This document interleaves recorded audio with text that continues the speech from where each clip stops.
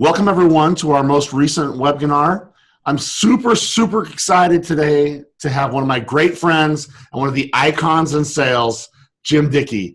Jim is one of the founders of CSO Insights. He has done the state of the selling world research for the last 24 years. Right now working on the 25th anniversary edition of that research. And he's an independent research fellow that we are very fortunate to have today. Jim, welcome to the webinar. Thanks, Rob, for having me. Really looking forward to our conversation today.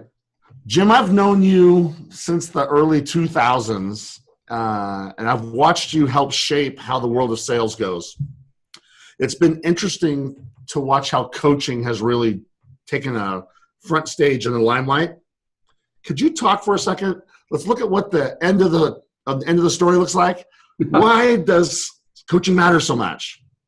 Well, it's interesting, you know, when you talk to people about sales enablement, I had a friend recently, Kimberly Bates, who talked about the fact, she said, if I bought everything that promised me an ROI in sales enablement, we'd be out of business in 3 weeks. So, you know, there's just a whole lot of things out there. One of the things we've been doing in terms of research is going in and analyzing what are the things that really move the revenue dial. And so I took a look at coaching as being one of those, you know, going back to our world-class best practices study you just mentioned, you know, this is 25th year we're doing it. And what I did was take a look at what's the approach that people are doing to coaching. So there are 4 different types of ways that we see people coach. One is they leave it up to the individual manager. Okay. So there's no rigor. You're a manager. You figure it out. You know your team. Just make it happen. The other one is informal coaching, where there is a way of doing it. We've kind of taught people about it, but it's not reinforced and enforced at either the rep or the manager level. Okay. Then you move up to formal process, where now there is a way of doing things. Everybody's trained on it. Everybody's expected to use it. You've got a common vocabulary. You've got a common set of metrics that you measure. And then there's dynamic process, where you go the step further and you put the systems in place to monitor that process, both at the salesperson level and at the manager level. So 4 types: random up to dynamic. Yes. And how often? I'm sorry, go ahead. Go ahead. Well, you know, the key thing we then went through is said, okay, what's the goal of coaching? Is to help me, the salesperson, be more successful. Okay, what's a key indicator of that? Well, did they win deals? Yeah. You know, what was the win rate of forecast deals? And so I went and segmented the data just based on that thing. What level of coaching are you doing? And then I took a look at win rates. And let me share with you some numbers. If you're doing informal coaching, the win rate on average across all those companies was 43.6%. Okay, now, by the way, the odds of winning at craps in Vegas are 49.3. So yeah, we're really bad shape right there. But if you can move up to a informal process, a little bit of rigor around it, we get up to a 50.9% win rate. Well, that's big. That's big, but it's not the end game yet. Because if I move up to formal process, I can get to 58.8%. Holy cow. But the holy grail is if I get to dynamic process, which is, you know, something that's achieved by not a lot of companies today, but there's no reason it couldn't be achieved by all companies. The win rate goes to 66.1. So 43.6 on the low end, up to 66.1.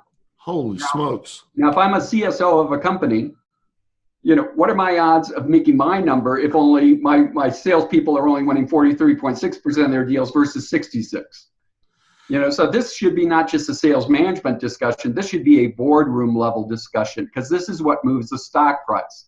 You know, everybody in that boardroom has one thing in common. They have options on the stock of their company, and they're also representing all the rest of the shareholders. And nothing is going to move the stock price value more than doing a great job of coaching. That's a gigantic difference. What is that, over 25%? Well, yeah, it's about 50%. When you're going from 43 to 66, you're yeah, that's right. Yeah, that's amazing. So what percentage of people get to dynamic? You know, dynamic is really kind of out there. When we ask the question, you know, where are you? Dynamic comes in at around 15%. But then what we need to say is, okay, well, let's get into it a little bit more in terms of how are you doing it? And, you know, somebody, well, here's my dynamic process. And I go, those look like Excel spreadsheets. You can do it in Excel. It's just really painful. You're doing kind of like shadow accounting type of things. But it's, you know, I think that it's a small number, and most of those people are doing it with a lot more effort than they have to based on where, you know, technology is going today and analytics are going today. What's the most common level? The most common level is random and informal add up to about 55%. So 55% of the time, it's figure it out on your own or just have a one-on-one. Yeah, just have one-on-one and here's some guidelines. Ask them how they're doing, ask them what they think they need to improve on. Well, yeah. But you're asking me, and so I'm doing great. So that's a long conversation. You should be coming to me and telling me what I need to work on. I want to give you another shout out here. Then I should have done this in the intro. This research, Jim, that you did and you published through the CSO Insights team, it won Sales and Marketing White Paper of the Year last year, right? Yeah, we were pretty excited about it. It was part of our sales enablement study. And I think it's a topic that a lot of people are focused on. It's interesting to see the growth of sales enablement within companies. Because when we started asking the question in 2013, do you have a group that's focused on increasing the effectiveness of your sales teams? Only 19.2% of the companies said yes. This year it was over 50, or for 2017, it was over 56%. So a huge explosion, but the maturity level of these efforts are way different. Jim, that's fantastic. That's a huge number. Do you when you look at that, what do people usually tell you when they hear that difference?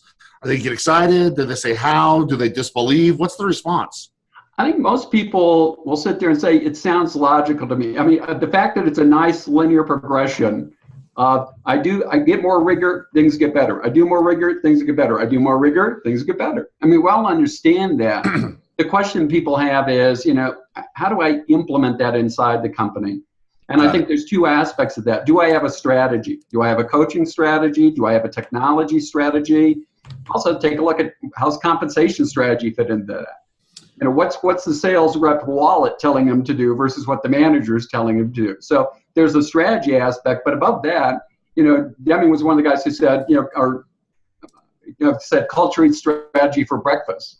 And I think that's one of the key things we're seeing here is you can have all these strategies, but you also have to take a look at what's the culture in our organization. Do we have a culture of continuous sales mastery where we're trying to improve? Or do we have a culture that says, hey, this is the way we've always done it. Let's just keep doing it. And we hope it keeps working. So is that the biggest challenge, is the cultural side? I think it's the thing that you got to deal with first, because if you start putting together strategies inside that are incompatible with the culture that you have, the strategies are going to be less effective if they're effective at all. So I work a lot with coaching, as you know. We work with companies around the world. And one of the things that I find is exactly what you're saying. Some old dogs don't want to learn a new trick. How have you found ways to help organizations say, I want to learn that new trick? Well, I think what we do is we have them start to take a look at it and say, let's go through and really debug this thing called coaching. What does that process really look like? And we get down to let's get some metrics. And to share with you some things, one of the questions we ask in our studies is, how do sales managers spend their time? Okay. We find out that on average, about 19 to 20% of a 40-hour work week is spent coaching.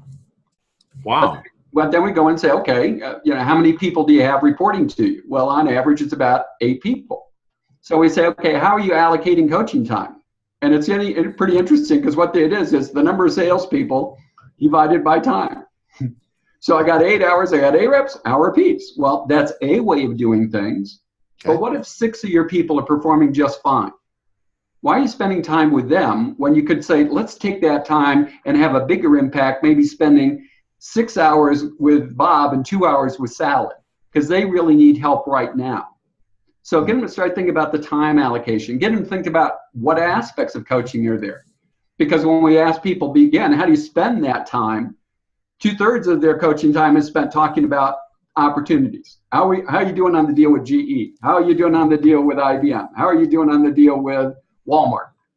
And a third of the time is on skills coaching. Yeah.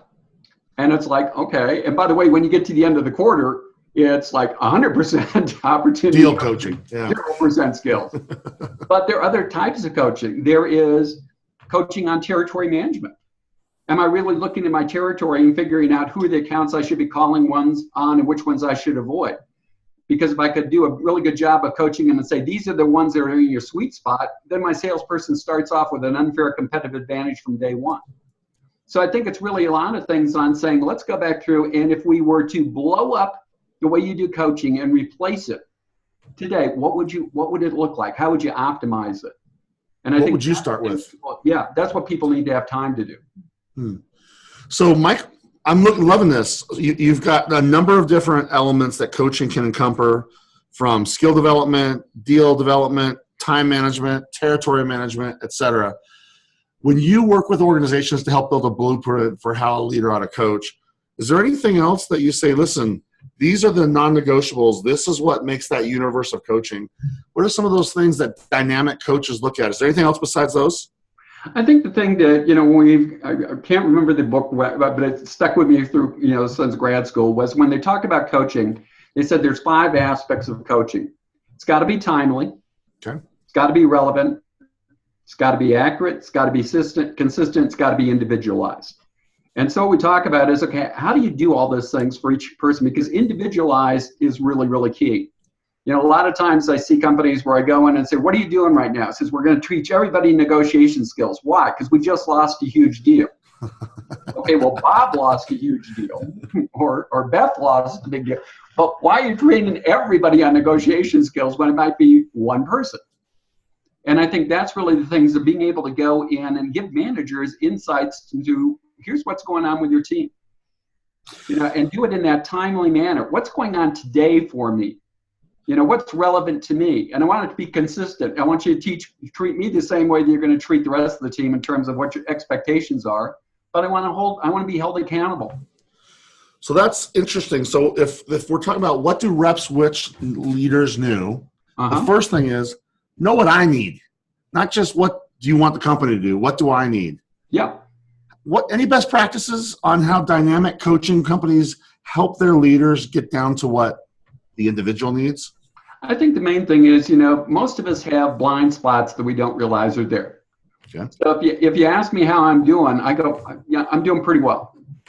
And you go, okay, well, let's go through and start taking a look at things. If I really took a look at, let's say we've told people to use Salesforce, or Dynamics or whatever for decades. Yeah. They actually have, and there's a ton of data in those systems. The key thing is, I remember talking to a database company, and when I said, how's your adoption of your system? And he says, oh, you mean the thing that has the Warren files in it? The Warren files. He says, it was a WRN. He says, yeah. And I said, is that a word or an acronym? And he says, it's an acronym and inside our company. And I said, what does it stand for? And he says, write once, read never. So we write all those records to a database. We never mine them.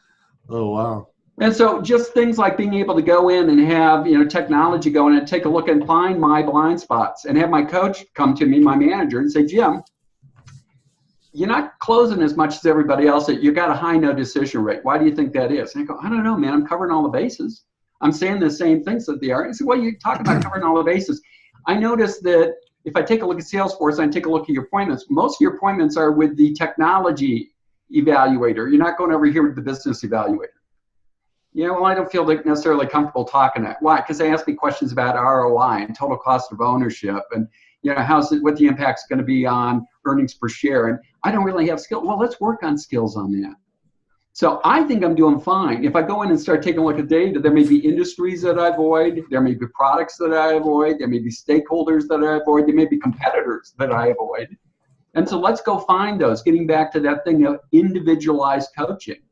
The data is there to give you insights into those things. The key is, am I mining that data on a consistent basis?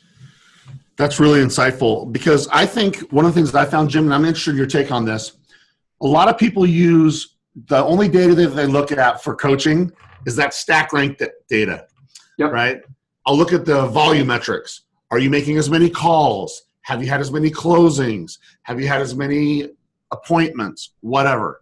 You're talking about looking past just the business intelligence stack ranking. Am I hearing you right? Yeah. So any best practices on how to get there? I think it's getting down and starting to look at data. Most of the time when we're making decisions about coaching, we do it on hunches versus metrics. Mm.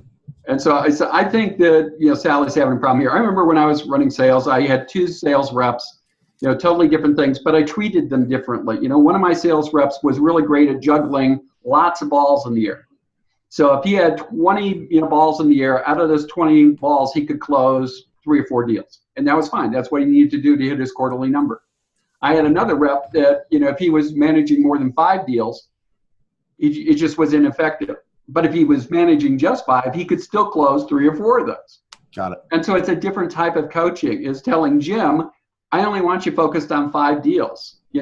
Bill, I want you focused on 20, man. That's just the way you work.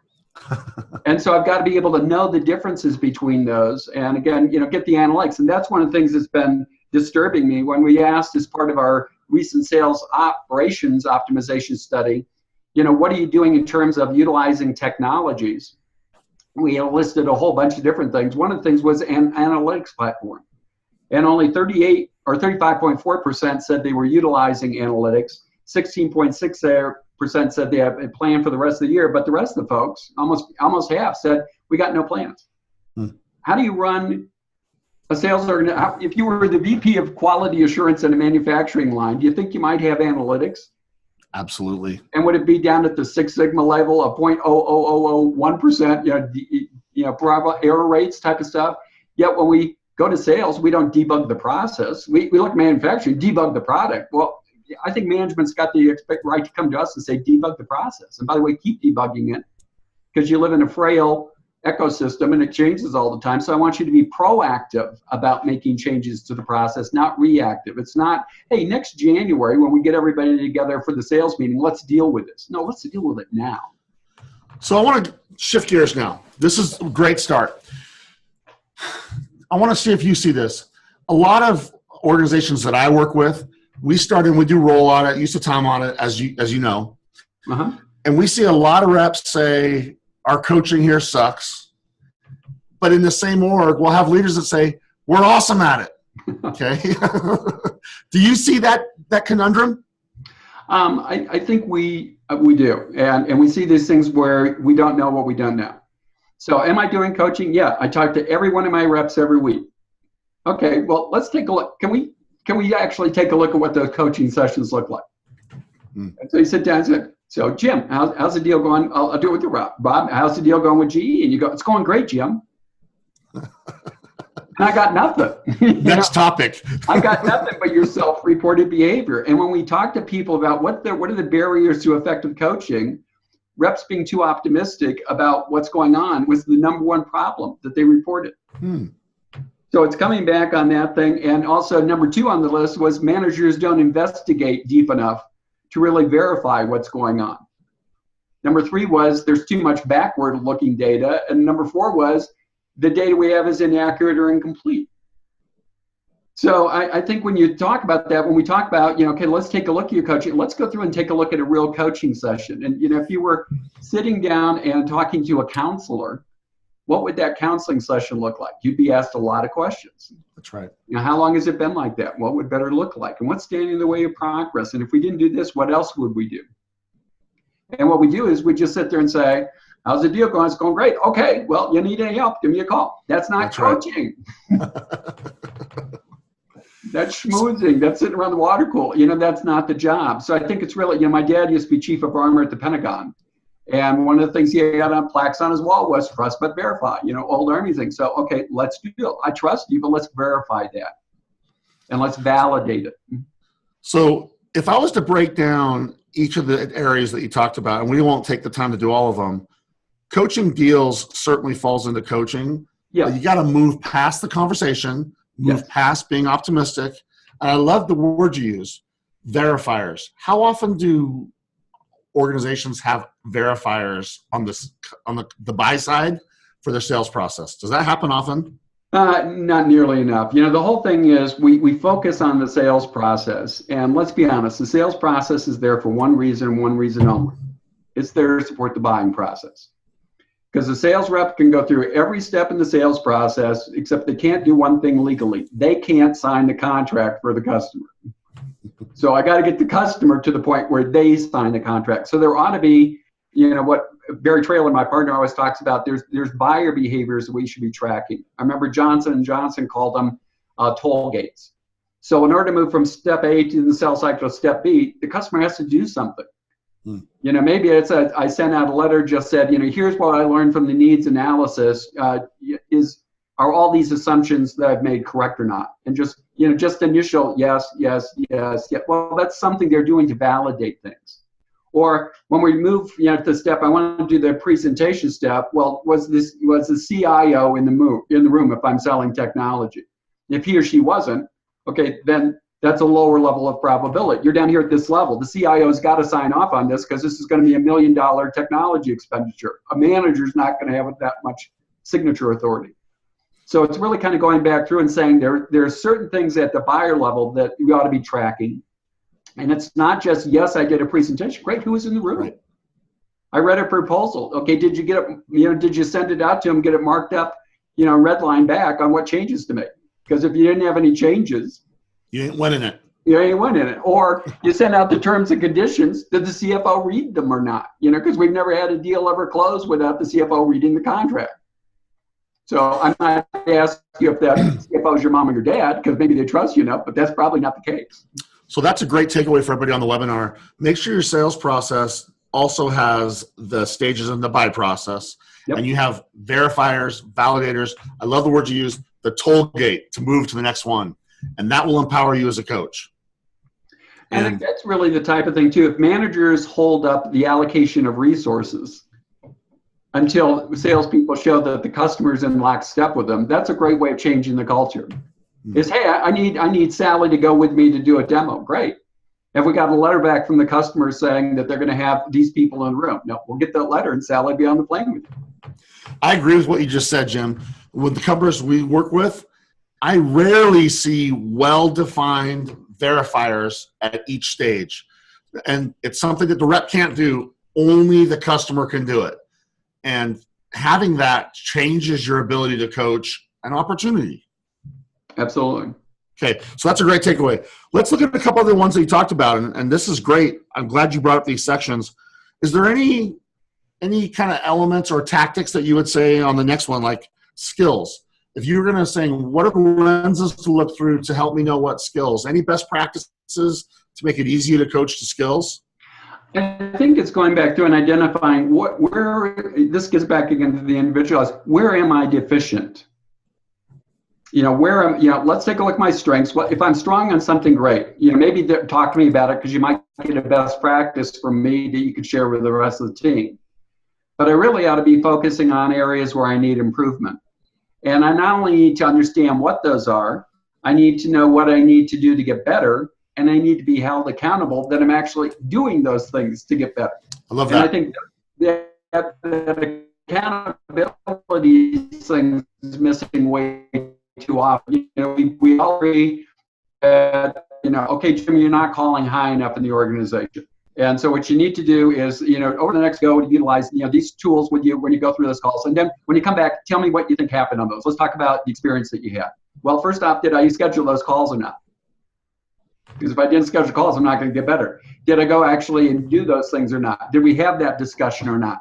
So I think it's this whole thing of putting together these plans and then holding not only the sales professional accountable, but the manager accountable for, okay, do we implement it? So that's a big next step, and I'm glad you went there, Jim. I find, again, work with companies around the world. You and I have collaborated on some together. I see tons of people having conversations about change and very few making commitments that they will change. Yep. And then tracking that, just like you would track anything else.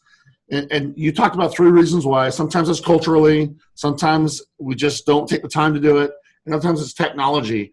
Is that all 3 that lead to the commitment challenge, or is there any one of those that fuels the commitment challenge? I think it's the blending of the 3 together. Gerhard Schwantner is a very good friend of mine. He's the publisher of Selling Power magazine. Gerhard publishes all the time on his personal Facebook. Here's how I did against the Fitbit challenge within our company. So, I won because I had the most steps. So it's that type of thing is we utilize things like Fitbit all the time for our personal health. Why? Because we need to be held accountable. I'm going to do 10,000 steps. Okay, it's 7 o'clock at night. I'm at 9,500. Okay, get up and walk around, man. Do something.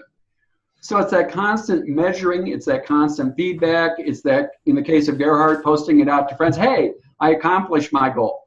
70,000 steps for the week. So it's those types of things where the technology makes it easier to measure that I'm doing the things. How many of us, make New Year's resolutions January 1st, I'm going to lose 15 pounds, then all of a sudden it's June, and we're still the same weight. Yes. Why? 'Cause we didn't put together an action plan. Well, I'm going to cut out bread, or I'm going to exercise more, or I'm going to quit drinking for a month, whatever it is. We've got to actually identify those things, put plans in place to do those, and then be held accountable for it. So that's an awesome one. I love that you brought that up. As sales leaders, we've got to have a way of making, keeping, and tracking commitments. Absolutely. At Xvoyant, that's a core part of how we measure coachability. Are there other things that you say go into measuring coachability? I think it's how you approach coaching. Okay. Jay Vanderby was a sales exec from LG Electronics, who at one of our Sales Eagle summits, and he asked the question to the rest of the group. What's the role of sales management at all levels? What's the role? And so we were around the room, and I remember people talking about, here's what I think, and here's what I think. We got back around. I go, wait a minute, Jay, you didn't answer the question. So what do you think? So he says, I think that sales management's goal is to create more leaders, not followers. And he says, the other thing you've got to take a look at is, what does coaching look like? And if coaching is, okay, how's the deal going with GE? I'm having a few issues there, Rob. Okay, well, what are those things, Jim? Well, I'm having an issue going in and really differentiating between competitor X, and also they want to know total cost of ownership, and I'm struggling with that. Okay, coaching is, Jim, okay, let's talk about how you're going to do that. Being the super salesperson is, great, Jim, now that I understand those things, set up a call and I'll go do that for you. As soon as the manager says that, what is he doing? He's creating more followers.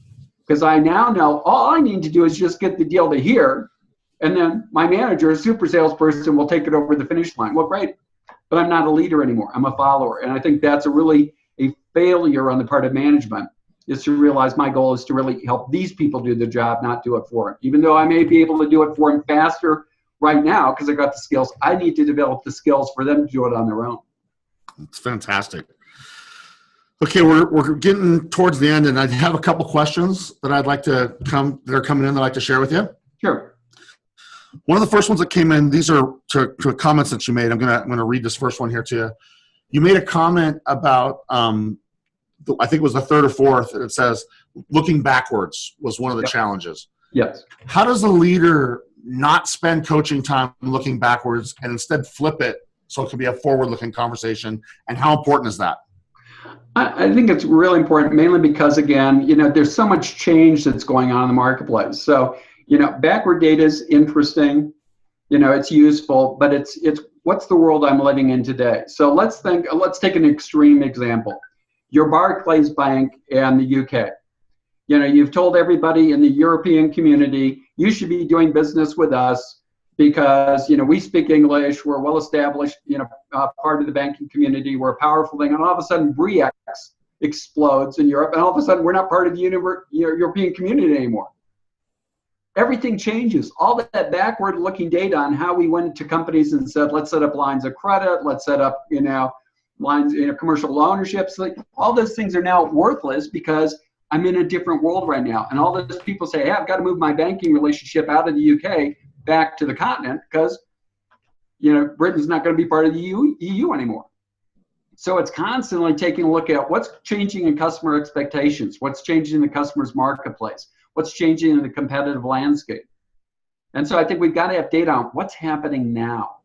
Because two things will happen. If I start taking a look at now, I'll start to see opportunities. Hey, we're doing a better job over in Europe on selling this new product than we are here in the States. Let's go find out why.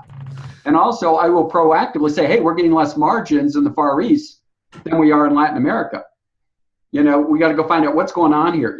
So I can be proactive on solving problems, and I can double down on things where we're doing really well. And that's where we got to have a snapshot on what's happening today, because today is a much better predictor of the future than yesterday. Okay, that's a great answer. I want to chime in on that one as well because I thought it was good going. One of the things I've learned, and I'm interested in your take on it, Jim, and this one comes from my work with the Waste Management Corporation, about 3,000 reps, as you know, that we're working with. We found that in the theme of what a rep wishes a leader knew was they don't want to feel like they're coming to a coaching session and for the next 30 minutes, we're going to talk about either what I did wrong or just stuff I already know, for the last 3 weeks or whatever, 2 weeks, 1 week. That's already happened. When they shifted and there was a rule that they put in place, 90% on the future, only 10% on the past. Yep. That was a flip for waste. In the past, it had been 90% on the past, 10% on the future.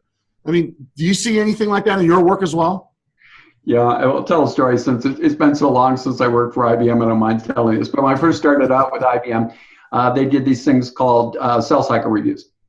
So if you ever lost a deal, they would sit down with you and go, okay, why'd you lose a deal? Because the product was deficient. Okay, well, did you tell your manager? Yeah, I told my manager. Well, did you tell your manager's manager? Yeah, I told my manager's manager. Did you tell the regional manager? Yeah, I told the regional manager. Did you tell the vice president of the US? No, I didn't. You messed up. So, I mean, these reviews, these loss reviews were kind of like a witch hunt. So you knew the end result was going to be, the reason you lost was you messed up. And he's like, well, why bother? Let's just go in and why not just throw myself on the mercy of the court and say, okay, I messed up. Can we talk about how not have it not happen again? And so I think you're exactly right. If people view this as coaching is here to make me better, it's to make me a better professional, it's to make me better prepared. And by the way, coaching is for every rep. I hate it when I hear people say, well, coaching is really for your B players to have them get better and your C players so you make sure they stay around. It's for the A players, because your A player, if you really look at what they're doing, they're an A player selling this much of your product line. They get really, really good. I remember going into Cardinal Health, talking to one of their best reps, 200% every year after year after year. Well, Cardinal Health represents 300 medical manufacturers that can sell 30,000 SKUs, and this guy sells 12. Wow. So he's got this little set where I'm really good at this, and his manager's coming to him, well, what about this thing over here? No, that's not one of these 12. And if I could get this guy to sell 13 or 14 or 15, the A player could be an A+ player. So all of us need coaching. Well, that was the next question. Remember I told you there's 3 questions that came through. This next question was, it's right here, and it's making me laugh that you hit it. You'd mentioned before that one of the strategies might be going heavy on people that need the help. Yep. What's the approach for the stars? So maybe I can reword this. How do you find ways to be relevant regardless of where they fall on the spectrum? I think it's this thing of going back and taking a look and saying, what are we trying to do to maximize not only your success, but the success of that territory? So if I go through and I start realizing you're closing deals, but they're deals that are lower margins than everybody else. Well, that's not maximizing the territory. Or you're closing deals, but you're closing a deal with an account, then you're moving on to the next account. We're not mining. We've got a gold mine. You found a vein. You mined that because the gold nuggets were sitting right at the entrance to the mine. Well, there's other gold in that mine. So why don't we go back into here? Well, doesn't it make sense that we should go take a look and explore this a little bit deeper before we go to the next gold mine? So I think it's just really sitting down with each individual person and saying, what's best for you? What's best for me as their manager? What's best for the company? And make balanced decisions on coaching. I was so glad to hear you. You got passionate, Jim. I love that side of you. It's not just for the B's or the C's. It's for the A's. Yep. And I think that's one of the biggest coaching mistakes is we just leave them alone. Yep. And I also think that's why coaching drives retention, is because you're now being relevant and giving them feeling of they're helping me improve. Well, one of the things I remember Barry Traylor talking about this for years is that, when they've done, historically, when they've done exit views of salespeople where they're leaving voluntarily. So you didn't shoot them. Yep. They were performing, but they left voluntarily. One of the reasons that they bring up is, it's the reason number 1 and number 2 is, I didn't get enough support from my manager. And I think that's it, because if you take a look at the real cost of a productive performer leaving, it's huge. I remember Sybase, when Mike Lodato Jr. was there, they did an analysis and they took a look. This was years ago, but it was, what's the lost revenue of having the territory open for 2 or 3 months while I hire somebody?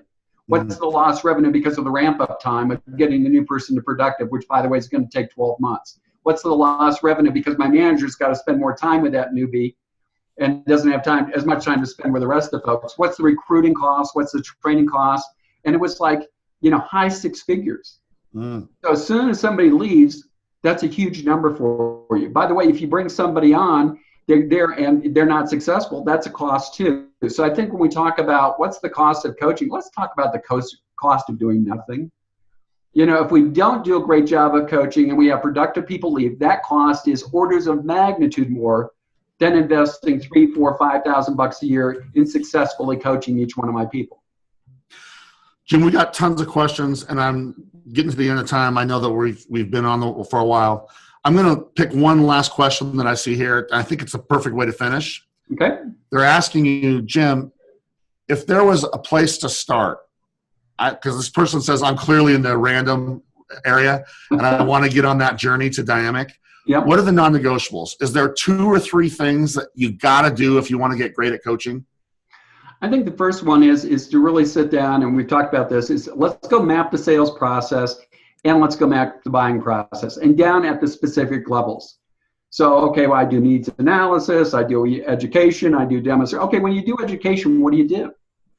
Oh, well, I give this presentation. Okay, well, who should be in the room? Well, these 4 people. Okay, well, great. What tools do you use? Well, I use these tools. Great.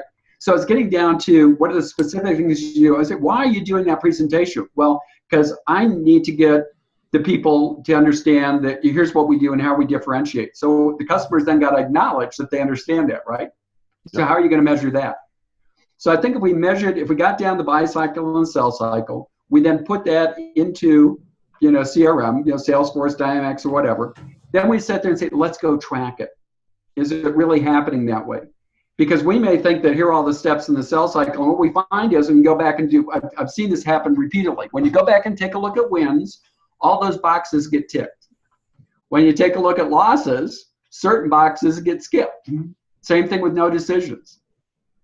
And so I think it's really going back and doing that level of analysis is the number one thing of let's go get some things on what we want to do, our best guess, let's go put them in the system, let's measure them, and then let's adapt. It may be that when we're introducing a product, we say you've got to ship out samples, because people need to see this thing and hold it in their hands.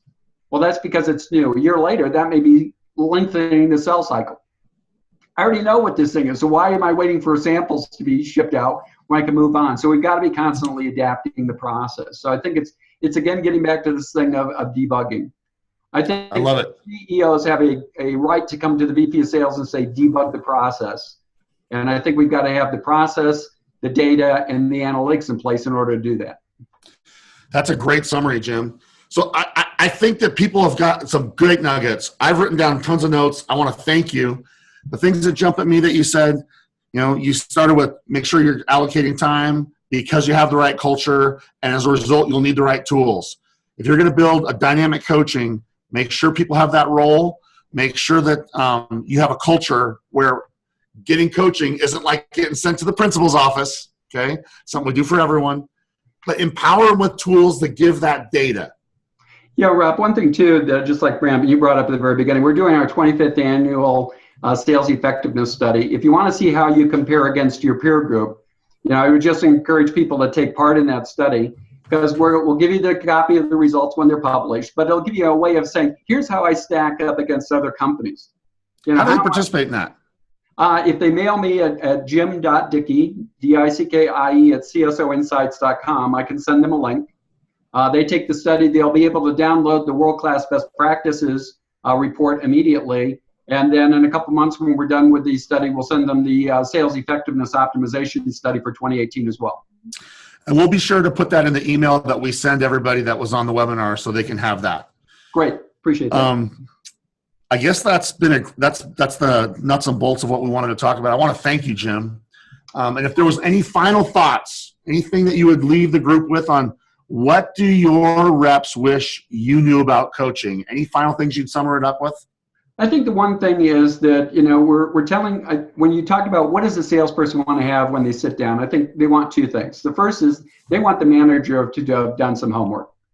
So, we're finding out real quickly right now, it is the wrong thing to do, walk into a company unprepared and say, hey, tell me about your company. You say, well, no, why don't you tell me about my company? Yeah. What research have you done? I think reps have a right to sit there and say, as opposed to tell me about what's going on in your territory. I think the manager, let me tell you what's going on in your territory. Here's what I'm seeing. I'm seeing that, your no decision rates are creeping up. I see that, margins are going down a little bit. We ought to work on these. These are what do you see? But I show you that I've done my homework ahead of time. Yeah. And I think that's a really important thing, is that we turn this in, and as you said, let's turn this into a positive.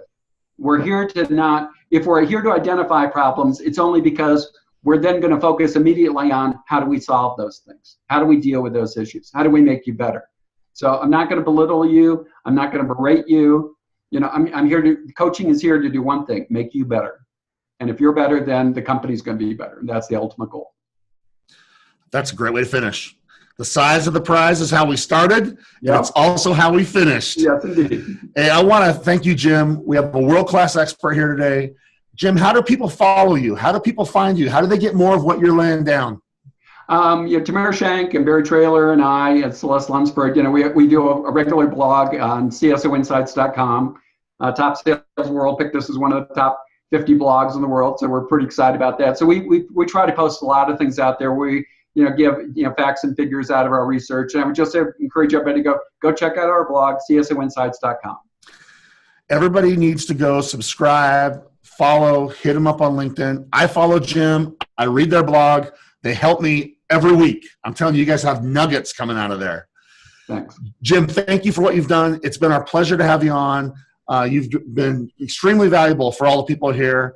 And if you haven't started following Jim, do it, because you'll be a better leader as a result. Thanks, Jim. Take care, Bob.